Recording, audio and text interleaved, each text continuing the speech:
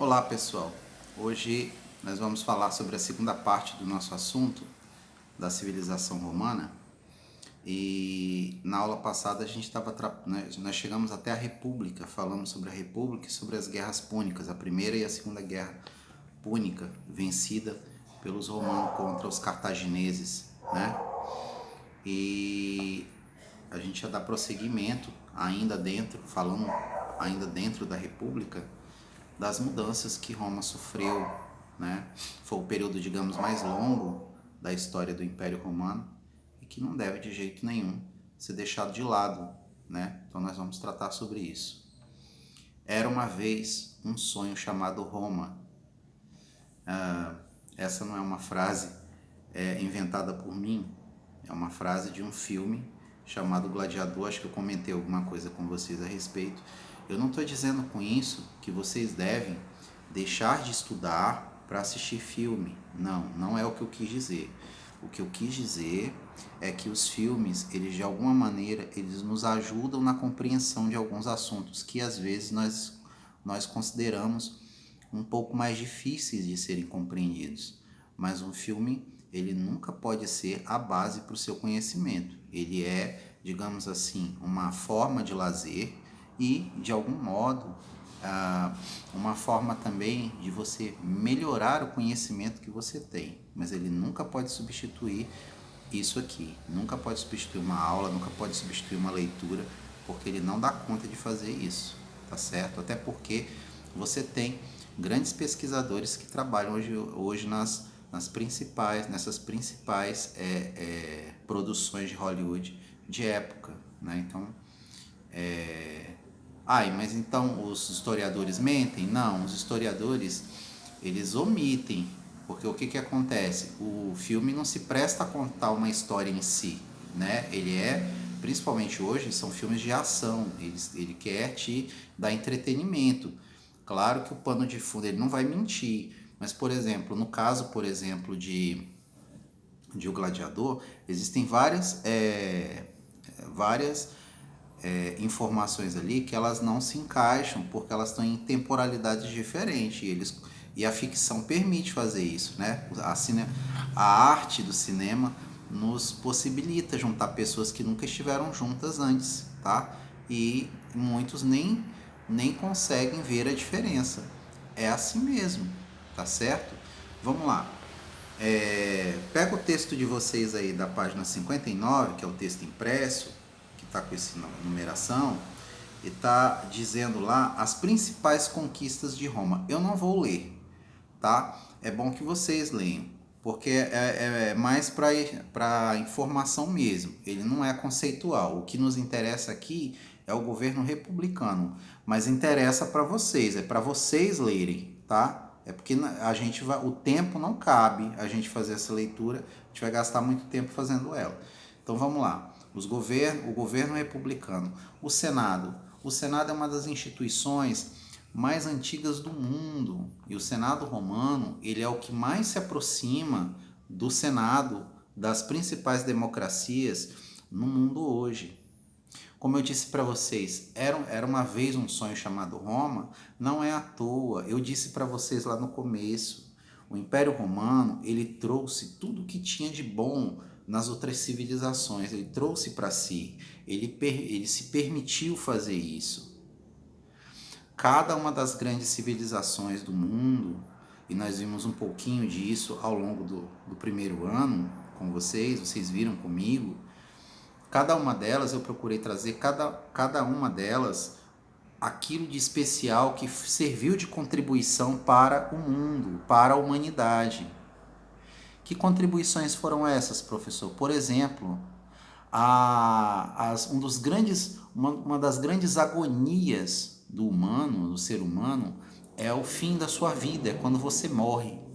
Os primeiros povos a pensar, da forma deles, é claro, em vida após a morte, são os egípcios. Só para começar aí, para ficar aí, os egípcios foram os que se preocuparam com vida após a morte, coisa que não existia nas outras religiões, né? Isso vai sendo aprimorado, né, ao longo do tempo.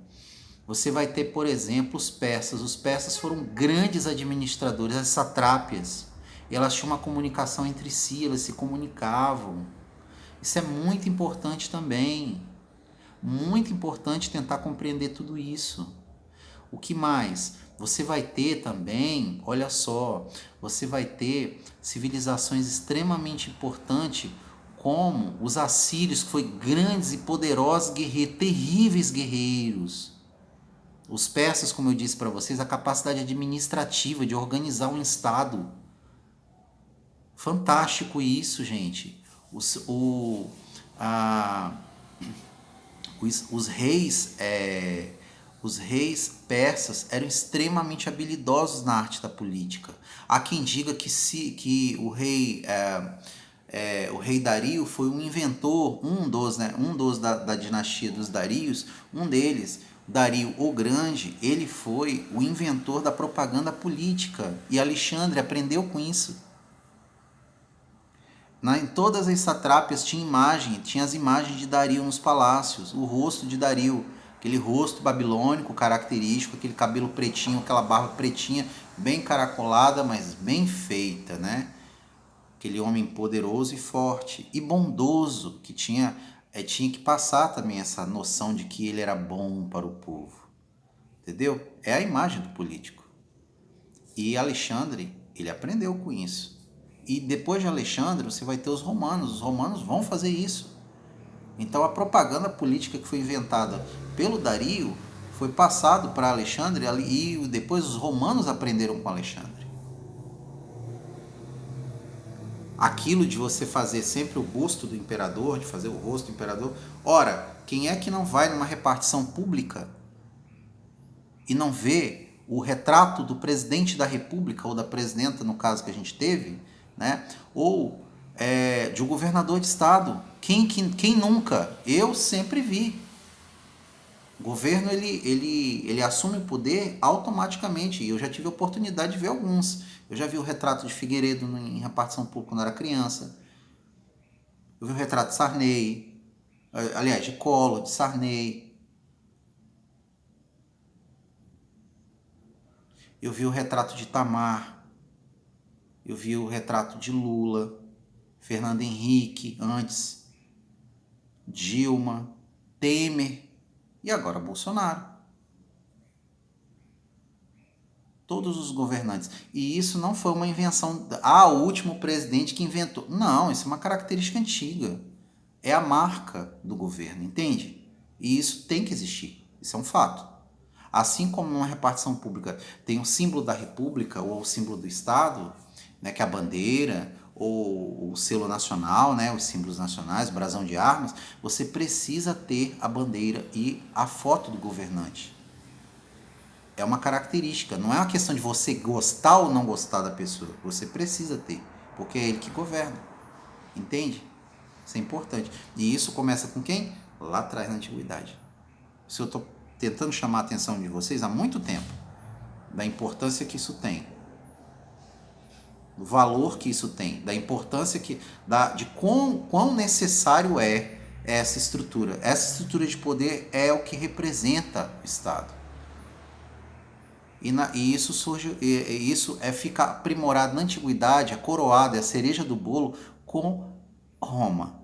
Roma também vai aprender muito. Não é à toa que o exército romano é o mais poderoso naquele momento. Ele é tão poderoso, quando chega na Idade Média, eles vão atrás de conhecimento do exército romano na época. Olha só.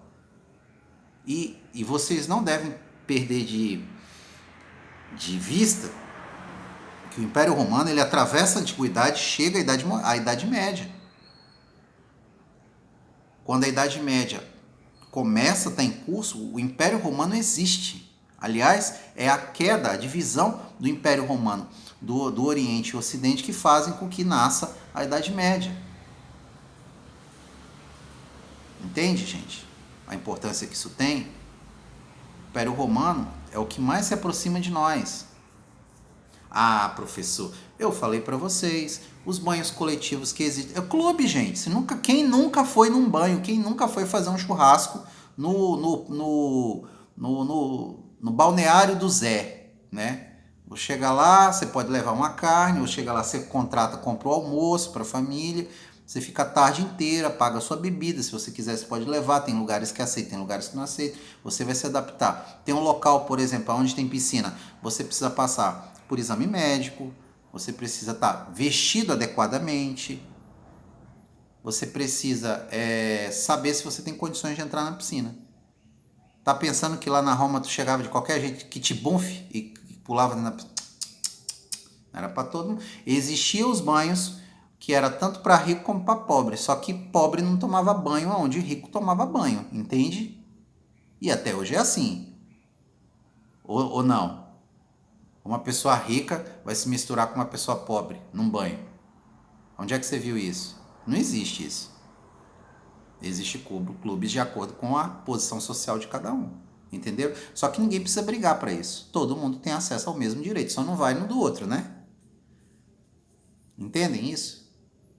Isso também foram adaptações, foram criações. Isso também é um legado de Roma. Um legado de Roma. As construções, a forma de construções, algumas práticas culturais, religiosas. Lembrem-se que o cristianismo vai nascer no Império Romano. O Senado, por exemplo, ele é o que restou o Senado de Roma, ele vai contribuir para uma instituição muito mais poderosa. Sabe qual é? A igreja. Professor, a igreja copiou o Senado romano, copiou a roupa, a vestimenta, a maneira de comportar-se, alguns ritos são iguais. Aquela roupa branca, com aquele detalhe vermelho, com aquele chapéuzinho. Algumas adaptações foram feitas, mas no geral, os senadores de Roma se vestiam muito parecido com o colégio de cardeais da igreja. Sério, professor? Sério. Muito sério isso. Foi outra coisa, a capacidade administrativa que eles tinham, que a igreja tinha. Certo? Não é à toa que mesmo hoje, não é só por uma questão de governabilidade ou de competência ou de apenas de boas relações, né, vamos dizer assim. Não. O governo, quando ele olha para o Congresso para formar o seu grupo, para administrar, ele olha para o Senado e ele olha para a Câmara. É muito parecido com o que aconteceu em Roma. Você precisa de governabilidade. Do que adianta um cara todo poderoso que fala grosso com os políticos e fala fino com a população, se ele não tiver o apoio dos políticos, ele não fica no poder. Certo? Não parava em pé o governo, mesmo na Roma Antiga.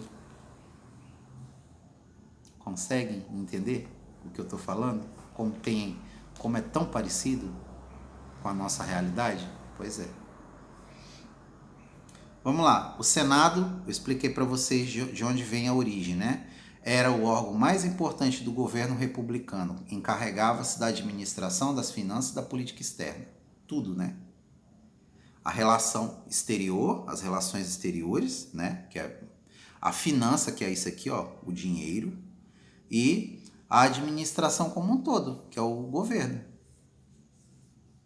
Então, se a gente fosse colocar aqui, o Senado seria aqui, ó, a administração, o presidente da República, as finanças, o ministro da Economia, o Paulo Guedes, e a política externa, hoje, né? Hoje, 22 de maio de 2021, o governo está assim, seria assim, né? Quem governaria, se a gente fazendo uma analogia, você teria na administração o presidente Bolsonaro, nas finanças o Paulo Guedes, né? E na política externa o Ernesto Araújo, né? Claro que esse vídeo, quando ele for visto a primeira vez, vai ter essa configuração e no futuro não vai ser assim, vai ser outros governantes, vão ser outras pessoas, né? Ou a população gostou e permaneceu, ou a população não desgostou e mudou. Simplesmente deu uma reviravolta. A política é assim. Ela não tem uma linearidade. O que tem uma linearidade é a história. Tá certo? Que é contada a longo prazo. Tá certo? Vamos lá. as magistraturas. Os magistrados, o próprio nome diz, é o juiz. São os juízes, são as cortes que julgam. Os magistrados eram altos funcionários, uma espécie de ministros. É isso mesmo. Tanto que no Brasil, como é que chama a Suprema Corte? Como cada um é juiz, não, ministro, são os ministros do STF. São todos magistrados, são juízes, são pessoas que têm notório saber jurídico, que passaram a vida deles trabalhando para o direito. Tá certo? Que tem alguma... professor, porque fulano de tal é isso. Não, a gente não está aqui para xingar e nem para julgar ministro nenhum. Eles têm a história de vida deles e têm a formação deles. Eles não estão lá à toa. Eles não chegaram lá à toa. Tá bom? Então vamos lá. Os mais importantes magistrados eram os cônsules, eleitos anualmente com poderes executivos. Suas funções equivaliam praticamente às de um rei ou presidente. As assembleias populares, que é o terceiro órgão importante aqui, eram encarregadas de eleger os magistrados e votar as leis e de resolver problemas ligados à plebe. Lembra da história dos plebeus? Mais à frente, você vai criar o chamado tribuno da plebe.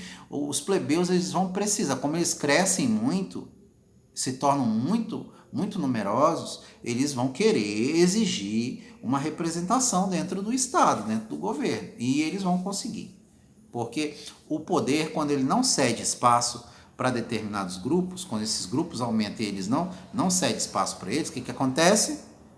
Acontece catástrofes, revoltas, revoluções, essas coisas acontecem. E até mesmo os romanos, eles tinham noção disso, eles sabiam que isso era um perigo. Então, transformar Roma num barril de pólvora não era uma ideia muito boa, muito agradável. Então, havia as concessões, compreendem? Vamos lá. O primeiro triunvirato. O que é um triunvirato? É um governo de três cônsules. Geralmente eram pessoas ligadas ou ao Senado, ou eram senadores, ou eram generais. Ou os dois. No caso de Adriano, por exemplo, aquele que eles criam, né, o personagem do Russell Crowe em cima da história de Adriano. Eu já vi uma entrevista do diretor do filme Gladiador. Ele falou sobre isso. Ele disse, não, nós construímos esse cara em cima mais ou menos da imagem do imperador Adriano, que era mais ou menos, ele era da Andaluzia, ele era espanhol, ele era general romano, extremamente, chegou a Roma depois de um tempo, se tornou muito popular, se tornou senador, né? Então, e aí ele se torna imperador, né? Vamos lá. Foi formado por Crasso, Pompeu e Júlio César, tá? O primeiro triunvirato. Crasso foi assassinado na Síria quando lá chegava para assumir o cargo de governador. Ou seja, armaram para ele, né? Isso é comum na política, na antiguidade, tá? Essas coisas eram comuns. Foi encomendado o assassinato dele, né? Pompeu, apoiado pelo Senado e pela aristocracia, permaneceu em Roma, né? Vamos lá. E aí, sobra quem? Sobra Júlio César. Vamos lá. Júlio César partiu para a conquista da Gália Transalpina, além dos Alpes, né? Aquela região onde estão os Montes Pirineus que fazem a fronteira entre a França e a Itália, né? E Espanha também, né? Faz uma fronteira ali. Muito bem, mas ele foi para essa campanha na Gália, né? Que é o que a gente chama de França hoje, e uma parte da Espanha, enfim, de outros reinos que existiam na época, porque mudou, né? Tinha vários nomes, teve vários nomes ao longo da história, mas hoje a gente qualifica com esses nomes. Espanha, França, né? Alemanha, mais ao norte, não é isso? Muito bem. E aquela ponta que desce ali em direção da Itália, tá certo? Muito bem aqui. Júlio César, além dos Alpes, entrando em rivalidade com Pompeu, Júlio César invadiu a Itália e venceu as tropas de Pompeu. Este fugiu para o Egito, onde foi assassinado, né? Encomendaram o assassinato dele. César foi aclamado ditador vitalício pelo Senado. O Senado endossou o poder de César. Como ele era o único que restou do triunvirato, ele tornou-se, né, ditador. Durante seu governo, César procurou limitar o poder do Senado e fazer diminuir a escravidão. Para isso, obrigou os grandes proprietários a contratar um terço de seus trabalhadores entre homens livres. né? Ele via como um valor ruim e negativo ter escravos. Não combinava com Roma, um império que estava se tornando moderno, né? Poderoso, mas moderno, né? E que tinha forte influência dos pensadores gregos, né? Dos filósofos gregos. Então, e queria que o mundo melhorasse nesse aspecto. E ele não estava errado, ele estava certo. Muito bem. Durante seu governo, César procurou limitar o poder do Senado e fazer diminuir a escravidão. Para isso, obrigou os grandes proprietários a contratar um terço de seus trabalhadores entre os homens livres. As reformas de Júlio César enfraqueceram o poder da aristocracia. Isso não é também uma coisa apenas da filosofia. O Júlio César ele era um ditador. Ditadores só permanecem no poder por muito tempo se eles tiverem apoio, principalmente de quem? Do povão. Então ele foi um político populista para a época. Ele queria a popularidade do lado dele, porque com isso, com o poder do povo do lado dele, seria difícil fazerem coisas contra ele, entende? Então isso é uma característica. Políticos populistas são políticos muito perigosos para a maioria, se for entendeu? Por quê? Porque ele usa aqueles valores que a população tanto gosta, o povão gosta, mas não vê que está sendo manipulado. Entende? Muito bem. Ele gosta de nós, ele anda no meio do povão, tá sem máscara. Isso é uma posição populista, certo? Isso é populismo. Todo mundo sabe que não se pode fazer isso, né? Aliás, se coloca em risco, né, a vida quando você faz isso. E o pior, coloca em risco a sua vida e coloca em risco a vida das pessoas que estão cuidando da sua segurança. Então é duplamente irresponsável um político que faz isso. Principalmente um político eleito pelo povo. Vamos lá. Durante seu governo, César procurou limitar o poder do Senado, fazer diminuir a escravidão. Isso a gente falou sobre a questão dos homens livres, né? As reformas de Júlio César enfraqueceram o poder da aristocracia. A aristocracia são os homens mais poderosos, tá vendo? Essas reformas fizeram com que os mais poderosos enfraquecessem e ele ficasse forte. E ele se tornasse mais popular. Ô professor, o senhor está defendendo homens poderosos e ricos? Não. Mas ele fez isso com essa posição para ele se dar bem. Quem te falou que ele é bonzinho? Só porque ele está fazendo isso. Entendeu? Existe essa dicotomia que a gente tem que aprender. A gente tem que deixar de querer ser manipulado. Que eu acho que as pessoas gostam de ser manipuladas, pelo que eu percebo. Entende? Ele não está fazendo isso por causa do povo, é porque ele quer se manter no poder. Ele entendeu como que ele ia fazer para se manter no poder. Muito bem. As reformas de Júlio César enfraqueceram o poder da aristocracia. Diversos senadores, liderados por Cássio e Bruto, organizaram uma conspiração e o mataram a punhalada. É famosa essa história. Ele era senador, ele foi ao Senado e lá todos eles, cada um deles tirou uma faca, uma adaga e apunhalaram ele. Esfaquearam ele até morrer. Dizem que a primeira apunhalada que ele pegou pelas costas foi do seu sobrinho, o Brutus. Sobrinho, né? Sobrinho, ele era um político, ele tinha colocado o Brutus lá para ser senador e o Brutus traiu ele. E segundo o que os historiadores de época contam, ele teria dito, até tu, Brutus. Ele tomou uma facada nas costas do Brutus, foi o primeiro a esfaquear ele. Vamos lá. Política não é brincadeira, não. Não é para amadores. Não é para qualquer um. Vamos lá. Organizaram uma conspiração e o mataram a punhaladas em pleno Senado no dia 15 de março de 44 a.C. Tem até a data. É porque assim, Roma já tinha se desenvolvido a ponto, por exemplo, de ter excelentes historiadores, de ter excelentes pensadores. Entende? E o que eu estou dizendo aqui, gente, não é uma posição política minha. É o que a história trabalha. É a lógica da história. Cedo ou tarde isso ia acontecer com ele. Os caras não fizeram essa coisa. E você acha que o povo ligou para isso? Não ligou. O povo segue. segue a vida dele, segue o jogo. Rei morto, rei posto, longa vida ao novo rei.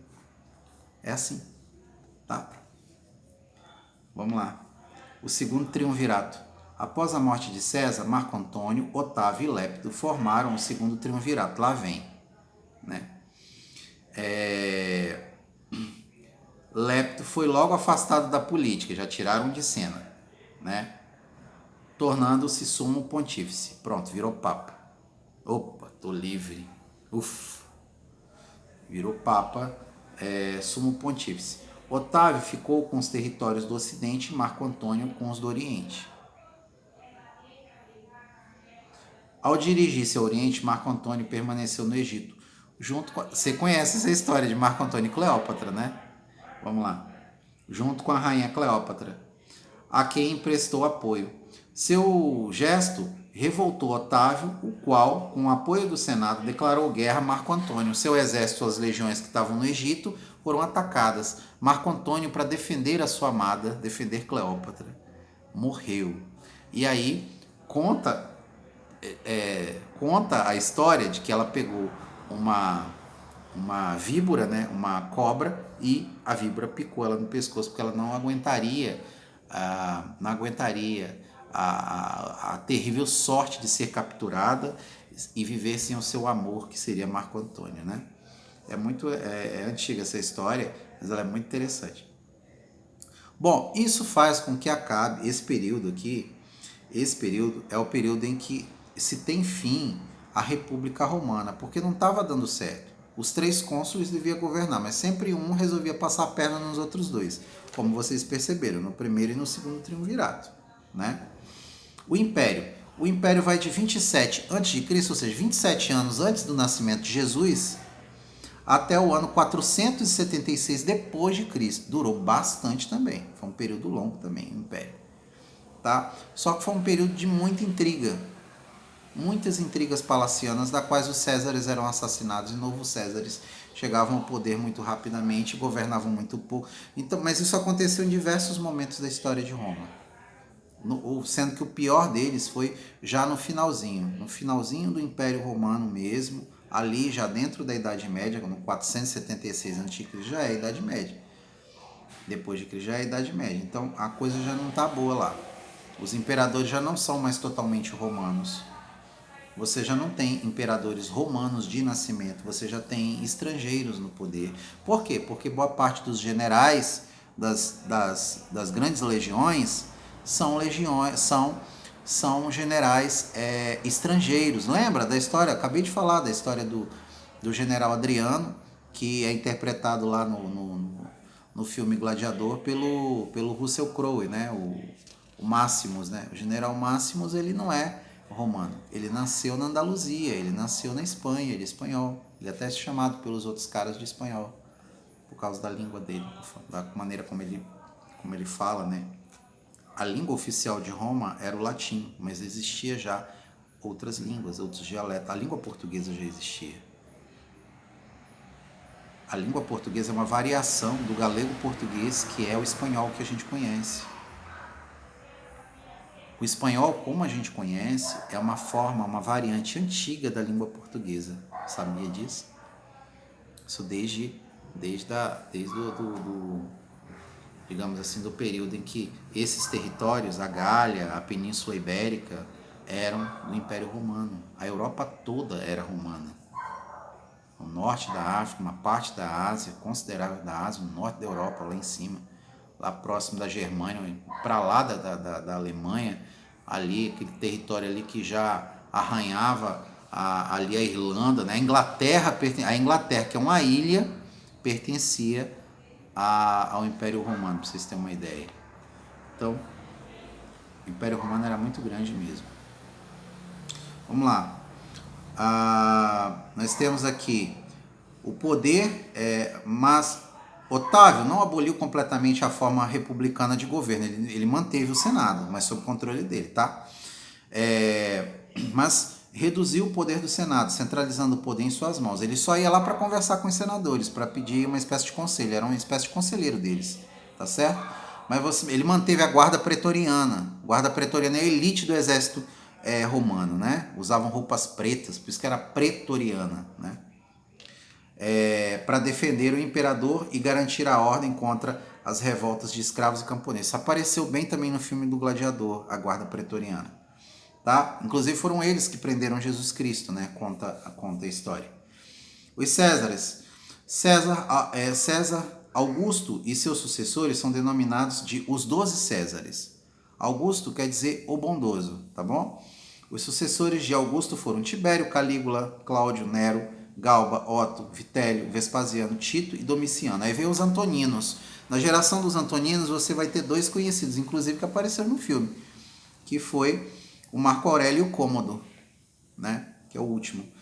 Os Antoninos, em geral, foram os melhores governantes que os Césares. Ah, com certeza. Eles tinham menos parafuso solto na cabeça e eram mais habilidosos. Com certeza, os Antoninos eram.